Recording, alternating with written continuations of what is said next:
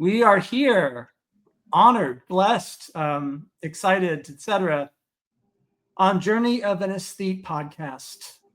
This is my first episode, I believe, with a record store owner. Remember records? Remember record stores? Anybody remember LPs?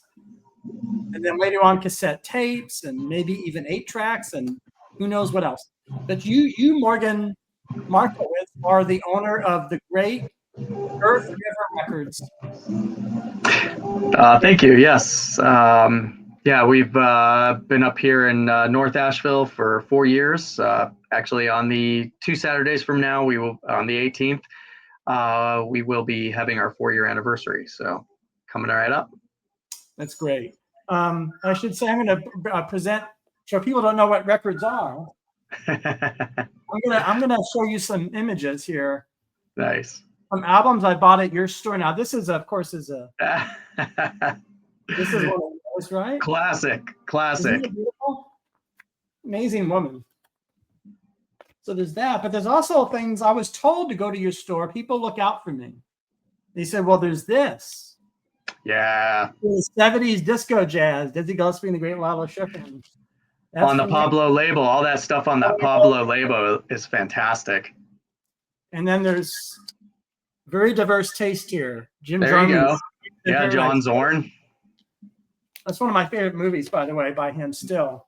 I don't think I've ever seen it, but the music, yeah. I know the music well. This is a June Christie, The Road Show for Freshmen. These are albums. These are heavy. This is one of yours too, Grover Washington Jr. Oh yeah. So as you can see, it's mostly jazz, but enough about what I buy or don't buy. I mean, on our show, we like to do what I've coined the phrase linear chronology. Okay. So that's a fancy way of saying, how did you come to run a record store? I mean, it's amazing to me. I remember, I'm going to be 58 in a week. So I remember. Congratulations. I remember, but that puts me in a time frame. I remember going to Sam Goody's in New York City and J&R and Record Hunter and buying, I remember I bought a Miles Davis record, his 70s Miles. Imagine this little kid going in and buying a Gartha or a Live Evil of Miles, the roughest kind of more esoteric Miles, in the record store. Oh yeah. That's great. Well, I guess linear chronology, how did you come to run this wonderful store? Tell me about either your life or your. So my father actually, he started in records early on as a teenager. He was helping run a doo-wop mail order company in New York City when he was a teenager. Yeah. So he would run into the city and he'd pack up these rare 45s back in the 50s, and then they'd ship overseas or wherever. And so he did that for a while, and then he opened his first record store in 1968. And he had record stores from 1968 all the way through 85. So he watched it, from the psychedelic era and all that, and then grow into the peak of music, which was, maybe not the peak of music, but the peak of consuming music was the 80s. And, you could, records were all the rage, and then CDs were just starting to come in at that point. And he sold his stores, but he kept close to 100,000 records. And then in the late 90s, we opened up a shop together. He taught me the ropes. I was in my early 20s, and we just had this shop for a few years. It didn't do very well because people were not buying records or physical media. They wanted all digital at that point. Let me apologize. Let me hold that. No, go for it. Because I want to get the chronology. So this would have been, you're naming a period of time in which people were really moving away from physical things and thinking the computer and the internet's everything. Yeah. So back then, now with streaming and digital formats being the biggest way that people consume music, back in the late 90s and early 2000s, it was just starting. Napster had just come along. People were just they were pirating music and stealing it, and then burning CDs and all that kind of stuff. So they were just dumping everything onto wave formats and putting them on their computers or their iPods or any of that kind of stuff, because those were really fresh and happening. And so you could have thousands of CDs in your collection, and people were just going crazy, and they were unloading all of the physical media. So thousands of records were getting thrown in the trash, or record stores would buy, but you could buy records that are now worth hundreds of dollars or thousands of dollars for pennies because nobody wanted it. And even on CD, you just couldn't. Yeah. So it was a really hard time. And so we did it for about 6 years, and it was just, I had full-time jobs outside of my shop, and we couldn't really hire employees or anything like that. It was just a labor of love. And after a while, we just said, that's it, we're done, and closed it up.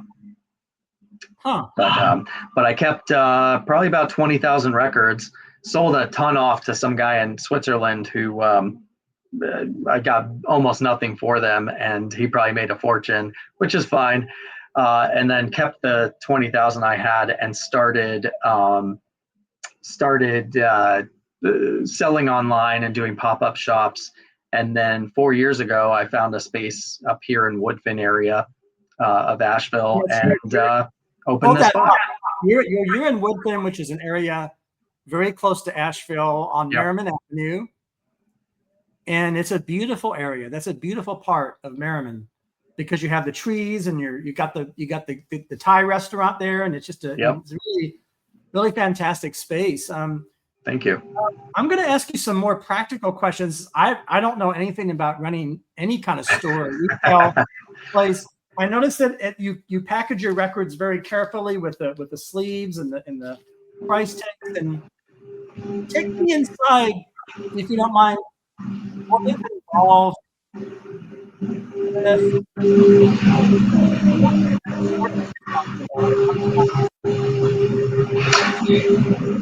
I'm sorry, I'm not hearing you. The distortion, I think, is. Oh, there we go. Little feedback there. What is an example? So you've been there 4 years. Yep. You're my store. What's an example of something that you might want to share with our audience about running the day-to-day record store, in terms of anything that comes to mind, anything that brings you immense pleasure? I know that you have the Velvet Underground, the very expensive. Is that still there? The one on the wall sold. I do have my own personal copy of the Velvet Underground with the banana peel, and Andy Warhol cover. The things that bring me joy are, the main thing is like bringing people together with music they've been searching for the longest time.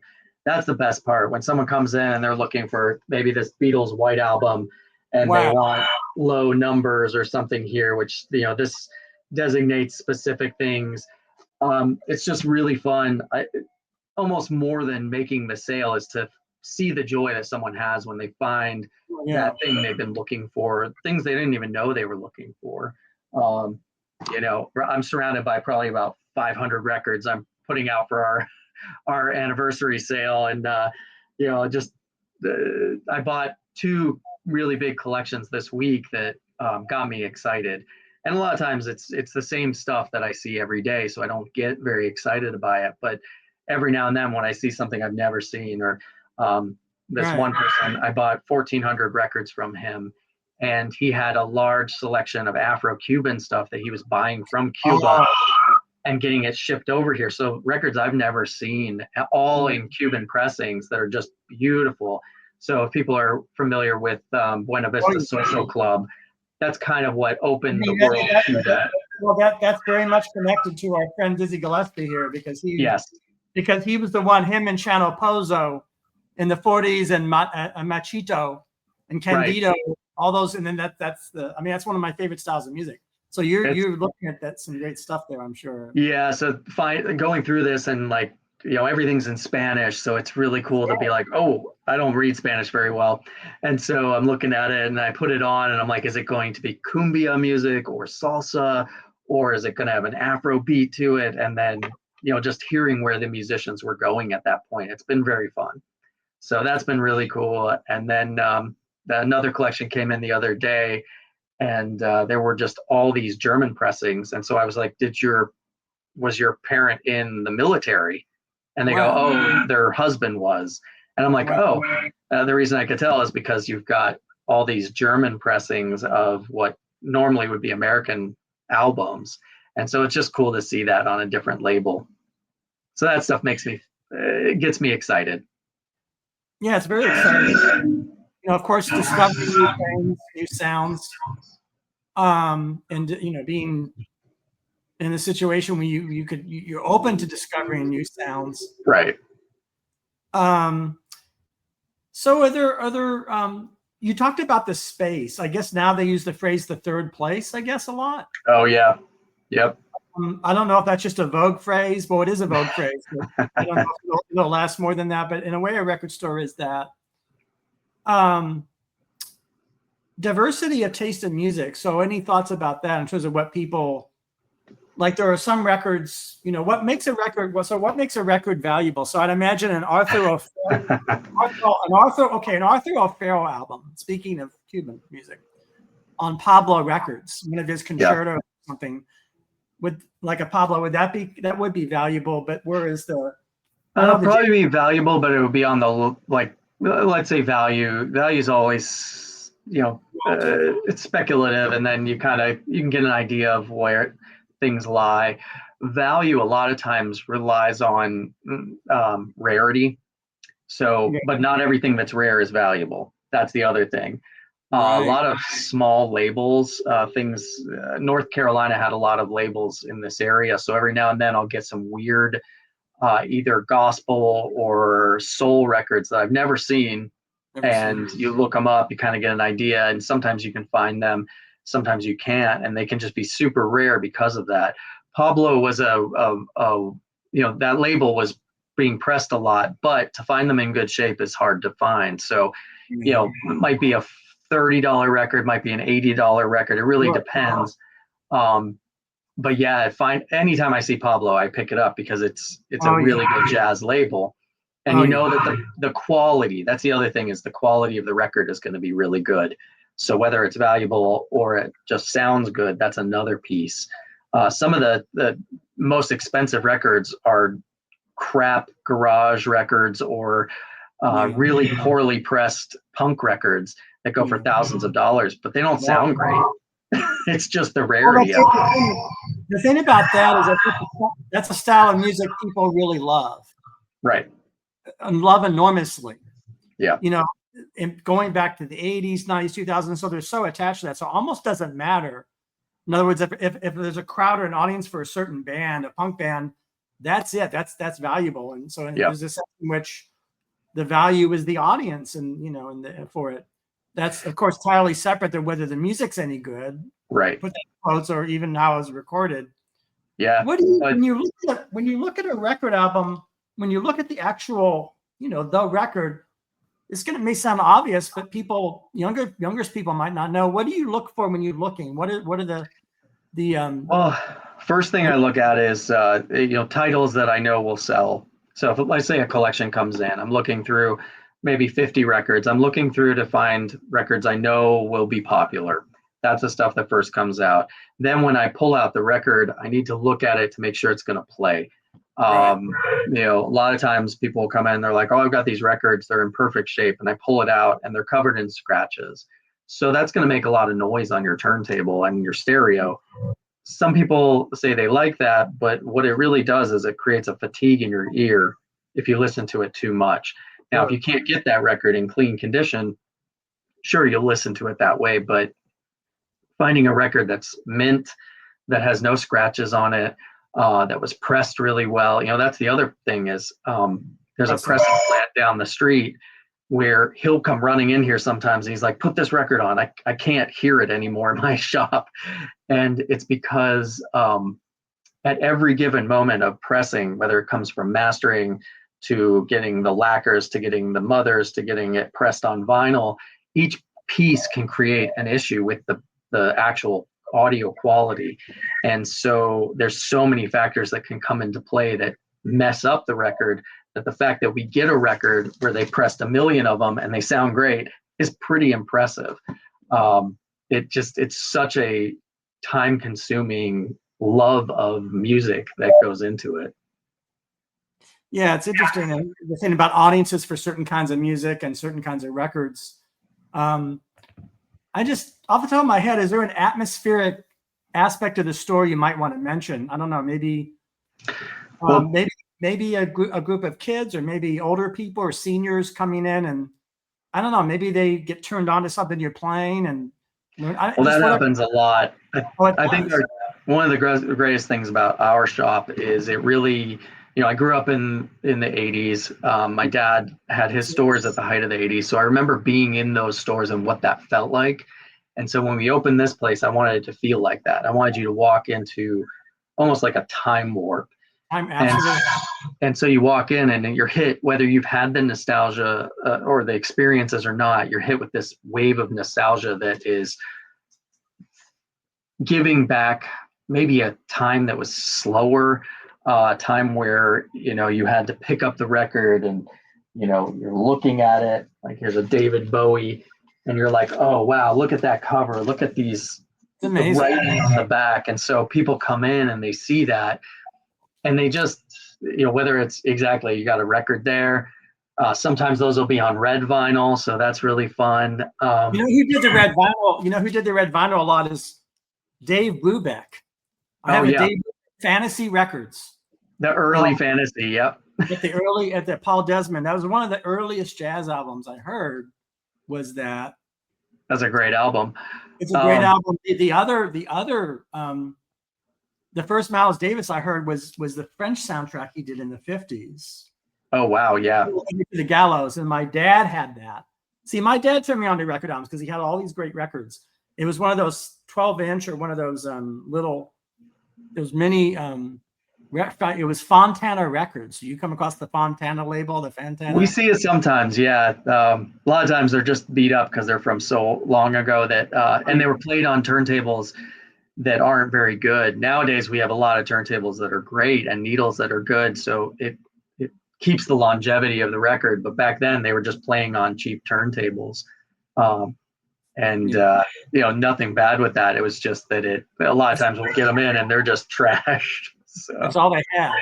Yep. That's all they had. It's interesting. I'm wondering about, of course, taking the care and feeding of record albums, or if you want to call it do you want to put to rest the argument, controversy of or whether there is a difference in sound? I will never play into that. I think for me, I listen on my phone, so it sounds like crap without headphones. Sometimes I will listen to CDs, tapes, records. We carry all that, and for me, I think with records, the whole act of taking it out of the sleeve, putting it on a turntable, picking up the needle and putting it down is the most important piece, because it connects you with this physical media that when you're listening to streaming constantly, like I'll listen to an hour of music and I won't know what I'm listening to if it's on Spotify or Apple Music or any of those. But if I'm listening to a record, I know what I was feeling in that moment. I can kind of connect to that. CDs are the same way, a little bit less because the media is smaller, tapes similar as well, but you have to actually pull it out of the case, put it in, press play, and then with a record, if it's done, you have to take it off, make sure that the needle doesn't keep wearing down on the end groove. And so it's a physical act. It's slowing us down. It's taking us off the internet, which I think is hugely important nowadays. Oh, yeah. It's connecting us with our space. So like that third space you were talking about, or just. I mean, it's just also so, but there is, I mean, again, I don't want to belabor the point. There is a difference, obviously. But I think there can be. There can be. The difference. I've talked to a couple of sound engineers and people who they've gone the main, like full on into it to test it. Now, most of us can't hear that. We don't know the difference. That's what we're hearing is more of, and this is just what I've been told and what I feel as I listen to it. So I don't know the science. I'm not a scientist. I just sell records on the daytime.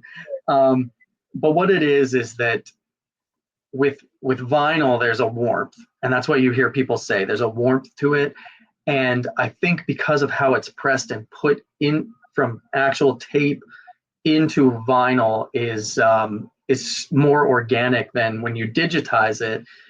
You're creating more of a clean, super clean thing. So it's almost too clean for the ear. And then they cut off the highs and the lows on CDs because of the waveforms. And again, I don't know the science behind it. I know what I've gathered over time, but to us, there's that fatigue that we hear over time with CDs. And it can almost feel like a harshness. Or if you're at a concert and the sound levels are off, or you're getting hit with just the highs, it can be too much for us, and we get exhausted from it. And so I think that's the biggest part, is that you can feel that there is that richness to vinyl. Whether it sounds better or not, that's up for debate, and will always be in debate. You know, there's a mobile. I only know if there is a difference. I leave aside the question of what that, evaluating the difference, but it is. And also the difference is not everything. I mean, there's enough similarity. I mean, there's an interesting, so to me, record albums, like we've been discussing, are similar to novels and books. Right. And sort of movies, like standalone movies that you used to see in theaters. Yep. They're kind of like self-contained art objects in a way, that design. And that fact about them makes them very different than something that's just wallpaper or something that's 24/7. Right. And that's the difference you speak of, something that's always in the background, and something that one thing bleeds into the other thing. One thing runs to the other thing. With a record, there's a discrete kind of meaning to it, or value. And you yourself mentioned putting the needle down, the ritual. Almost a spiritual thing, I would say, not to be too pretentious, but there's a there. So would you agree with that there's a self-contained quality to the record album that's like other art objects? And to a lot of people, it's their collection. So it's like they're collecting, like anything, but a lot of times it feels like they're talking about their art collection or something that it's almost like a family member to some people. It's so important. And when I buy a big collection, I feel very sometimes hesitant to talk money or any of that kind of stuff. I want to hear the story first, because I want to get to know what the person was experiencing as they bought these things, and what meant the most to them. Because it can be very hard to sell a collection that you've had decades with or years with that means so much to you. So, well, I used to hang out as a minor, as a child, right? And I would talk to people in record stores about music I loved. And, the teenagers or older, younger adults would say, if you listen to Jean-Luc Ponty, and at that era, it was a jazz rock fusion, Chuck Mangione and all that stuff. And getting back to the subject of Miles Davis, when I was buying those weird, I call them the weird Miles Davis albums, because that's what was available live at the Philharmonic in 1970. There was an older gentleman there who was a musician, African-American gentleman. He had a beret on. I remember he said to me, "Miles is going to come back, you see." And this would have been end of 1978. Now, remember, the place was Record Hunter. Remember his Record Hunter on Midtown? And he says, "Miles is going to come back, you see." He's recording things now. And lo and behold, Miles, 1980, We Want Miles comes out, and that band with John Scofield. It's funny.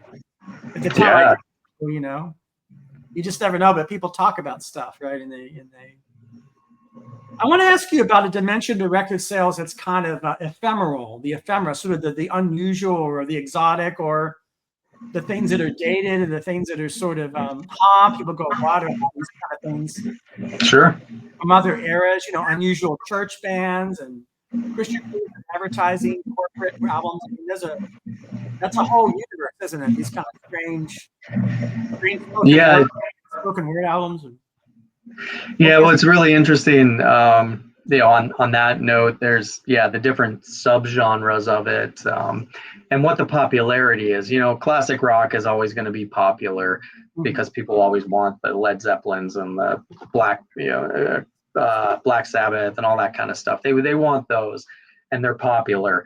But there's other subgenres of avant-garde music, or there's what is it, like Plantasia, the album, which is pretty much music for your plants, but has now become and that's become a huge. It's pretty much like an easy listening album, but it's really popular right now because it's early.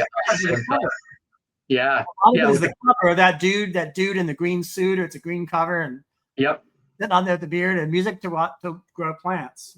Yes. And so now that back then there wasn't necessarily so much excitement around it, but people want that because it's early electronic or it's experimental. Field recordings are really popular in a sub genre. So people like Alan Lomax taking his recording stuff out to the Appalachian Mountains where we live and recording people at home, but also people going to Africa and just in the 50s and 60s and recording people in the bush playing this music that no one had ever heard before. And those records are very cool. They're cool. They're probably like whale sounds and bird sounds and stuff. Those were huge in the 70s, and then now they're popular again to some extent. Well, I'm a 70s person. I talk about the 70s a lot on my show, and a lot of my albums, like this one, of course, are very 70s, and this kind of thing. And it's interesting now. It's to think about how changing attitudes about a band or about an album. Are there changing attitudes through time of, younger people, older people about record albums or what it means to them? Or is there what's constant and what's changing? Is there a new kind of veneration of it in a way, or is it kind of? Well, I'll say CDs are very popular right now for people in their teenagers up to mid 20s, 30s. They're buying them in stacks now. So now there's two reasons for that I see. Well, besides the nostalgia of it, people are excited about that. But a couple of years ago, we'd sell maybe a CD a week, if that. Now I'm selling, stacks like this tall to one person and multiples of those a day. So, and they're cheap, they're $4 to $6. So you can buy a stack of them for the same price as one record. And so that's a nice thing for people that are on a budget. You still get the physical media, so you're not stuck to the phone or the internet. But then also a lot of younger people are getting hand-me-down cars, or they're getting cars with CD players in them. And so they're like, oh, I got a CD player. Let me put some CDs in, which is great. That was just the norm. Now you can't find CD players in cars anymore. So it's interesting. So they feel about CDs very opposite of the way I felt when they came out. Because I was there as a young adult when they were foisted upon us, thrust upon us, what they could do. And it's like the plastic was ugly and they were tiny. And I had to, as a musician, I had to make CDs because that's what you made. You didn't make albums. And so much of life. Back then they were expensive as well. They were expensive. The used market has dropped them down a lot. So that's helped. They were expensive and they were considered perfect. They used to, there's, I remember a college professor said, hissless music. That's what he said. Hissless music without hits. Yep. What about challenges in running the record store? I don't know. It could be anything. It could be the challenge could be bad music or bad records or. It's 2025 and we're running a retail business. So physical doors open, come on in. I never know if anyone's going to show up. We've gotten to the point where we're known enough that business is pretty good. But, some days I'm like, nobody's going to show up, or I'll do a big event. I'm like, well, maybe one person will be here. And then, usually people do show up and it works out. But, in my head, I'm like, all right, it's all a crapshoot. If it snows, or, a year ago when we had the hurricane, we luckily didn't have any damage. Other people did have really bad damage. All we had to worry about was the fact that we didn't have power or internet, so we couldn't run the business. But as soon as the power came back on, I opened up the shop. I said, come in, charge your phone, hang out if you want to. You don't have to buy anything, just come on in. We need we need to see each other because that was a really rough time for our area. Oh, it was really. It was wild. How long were you folks without the power? Everybody was so different. Every neighborhood. I think it was like 10 or 12 days. So it wasn't a long time, but we weren't up to running even before that. Like it took a while because then, internet was hard. I had to run through my phone, which would destroy my data. And then, it was just really hard. Most of the area was cash only for the longest time. And not a lot of people carry cash, although now I think they carry more cash because of that. So it was just a really interesting time. But I'll tell you, when people came back in, it was a really amazing experience to just talk with them, go, are you okay? How's the family? How's this? And so, I kind of felt like we were that neighborhood space for people to come and just be, and it felt really good. I needed it. I needed it to be open and spin records just because my sanity needed it. So, I mean, that's a part of all of our lives. Yeah. Remember this? I even still have your fantastic 1979. There's Debbie Harry. That's the only way you would know what bootleg records were out there. You'd have to get those books, and they'd update it every time. You have an ad for a Little Feat record. There you go. The artwork and the Little Feat and that, all these kind of artwork from the 70s. Yeah, that's a. But I love that this is what you would see if you're in. Yep. Morgan, if you're in Morgan's shop, you'll see those little. I put stickers on a lot of things, but yeah, that book, I was afraid it was going to ruin the cover, so I'll put a little note tag in there or something. Oh yeah. Well, paper's fragile. I guess vinyl's fragile. There's so much. It's such a. We make our best guess, and we do our best. We want to make our best guess is what I do, and then we sort of make our best.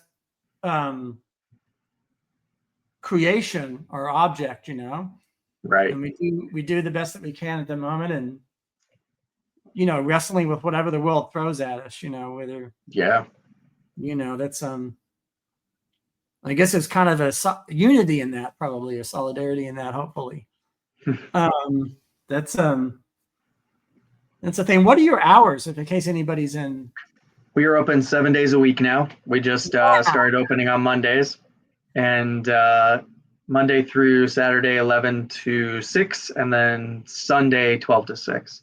But yeah, we're open 7 days a week. Do you talk to other record store owners? I'll say that again. You talk to other record store owners? Yeah, when I can, when I have time. Harvest Records in West Asheville, we're on really good terms with them. I like the owners of Static Age downtown, and there's a couple other shops around the area that I talk with. We're all just so busy, we don't get together or anything like that. But I always send people to the other shops because I think that's one of the cool things about a physical location is that, I know people will buy if they want what we have, but if we don't have what they want, I'm going to send them over to Harvest and say, hey, check out what they've got in their selection. So. Yeah, I think it's just part of the community. It's what we need to do, I think. It's what we need to do, especially in the not to get the current social political conditions right in the ground and what's going on. We're speaking in 2025, which is feeling like sometimes the longest year. It's going on forever. It's crazy. It is crazy, and there is a lot of negativity. A lot of negativity, and so I think that having a record store like yours, just like having a decent coffee shop or anything like that, is I think probably a lifesaver for a lot of people. Yeah, and I think too, the political climate and everything with. I tell people, they'll tell me their political stance, whether they're, right wing or left wing or in the middle or whatever. And I'm like, I'll talk music with you all day long, but I don't really want to talk politics. And I think that we can come to agreement on at least, yeah, maybe you don't like Taylor Swift or something, or you don't like King Crimson or whatever, but we can still talk about it and we can have an understanding of around music and what it means to us. Yeah, music is a universal language. Yeah. Like, love or love making, and certainly it's a pretty fundamental, pretty foundational. That's why I compared music in a way to a novel. It's strange because, of course, the record album's a novel, but it's the discrete quality. It's the fact that it's it has boundaries around it. You see these little, and you're thinking, well, who was June Christie? I don't know. Who's Stan Kenton? Well, and how long did it take them to make that record or come up with the music? Write the lyrics or write the notes and put them together in this way that created like an iconic album.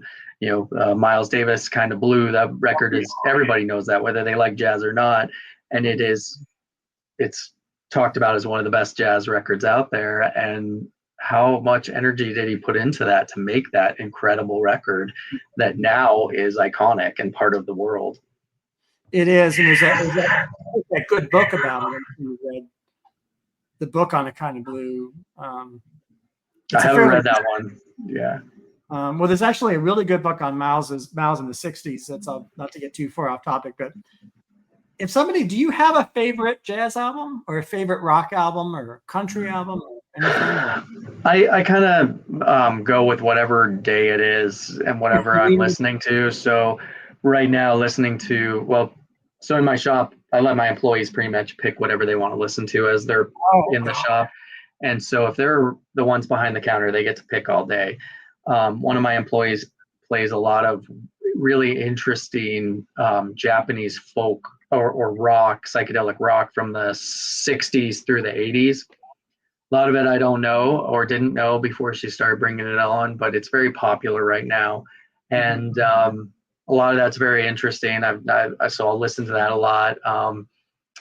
I'm personally on a doom metal stoner rock, which is kind of just this driving beat that's in the background.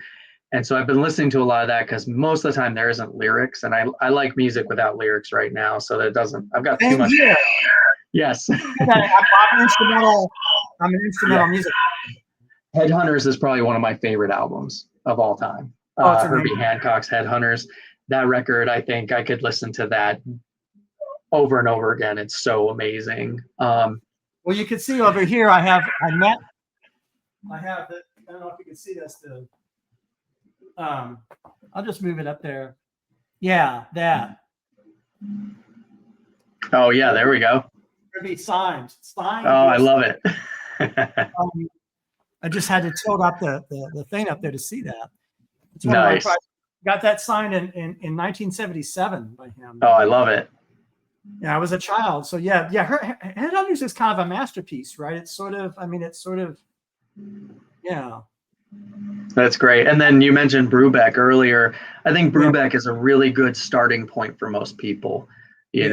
Take 5 album is unbelievably great. And you can listen to that anytime. It's not going to give you the crazy fusion stuff that people don't like or the hard bop sound that kind of splits people in 2 directions. It's a great album. It's wonderful. And on that note, Herb Alpert and the Tijuana Brass, that Whipped Cream cover, that record's fantastic. Record collectors will crap on it a lot because it's just the record they used to find all the time in the dollar bin, but it's a just fantastic record to listen to without lyrics. I mean, that's Albert's a great composer. That's like perfect, easy listening lounge music. Exactly. And those are compositions, and it's and it has a beautiful woman on the cover, of course, and it's also right. It's iconic. It's iconic, but it's funny. You said that one time people would have said, I'm sick of seeing that." Yeah. But at another time, it might seem like a kind of a precious thing. Just the same. Isn't it interesting how the same object can have totally different meanings depending on change in era? Oh yeah, and record or the same movie or anything. I think a lot of times people are looking for especially right now in our chaotic time frame or society, people are looking for calmer music. They want something that fills them with emotion, but also keeps them at an even keel. So I saw a bit of new age music even on vinyl because people want George that. Winston. Yeah, exactly. George The Winston. Wyndham Hill stuff. It's like, Liz Story. yep, Liz Story and George Winston back in the day. it's not worth much, but it's you put that record on and it will put you in a calm space. I mean, my own music is influenced by that. Yeah. Not totally, of course. There's a lot of other stuff in there, but there's a little bit of I'm not adverse to it. And there's a lot of new age ideas about repetition and sequencing and meditation, and music is kind of music as a state of consciousness is important, and those albums have that. Well, great. Terry Riley or Steve Reich or any of that. Oh yeah.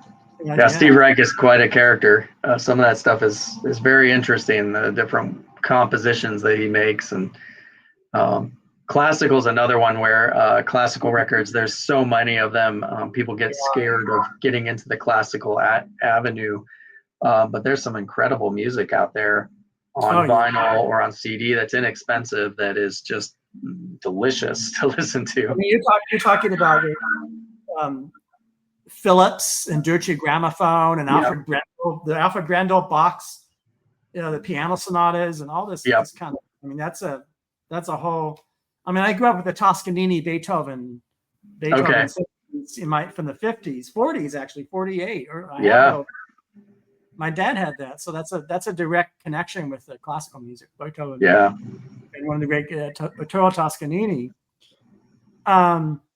Morgan, is there anything you feel before we even good things like this episode come to an end? Is there anything you want to say that you want to emphasize that we forgot to mention, or anything about records? I think it's just I like seeing the resurgence. I've seen records fall and rise a couple of times over time, and it's just really wonderful to be in a space where people want to be part of the music. So I really appreciate it. I wouldn't be here if it wasn't for my regular local customers. We get people from all over the place that come in, search us out, but really it's the locals that come in, once a week, once a month, once a year even. It's just great. And to get to know them, that's the best part of this. So. Well, I want to thank you. You've been so generous with time and space, and I really appreciate that. And it's been great talking with you. I know we've been talking about this for a while, so thanks for getting it happening. Yeah, well, you finally got together. Well, when people are busy like yourself and doing big things, you have to honor that. I have to honor that. Say, right. But you do it when you can do it. Well, thank you so much. It's been a pleasure. Same here. All right. Talk to you all later. Bye.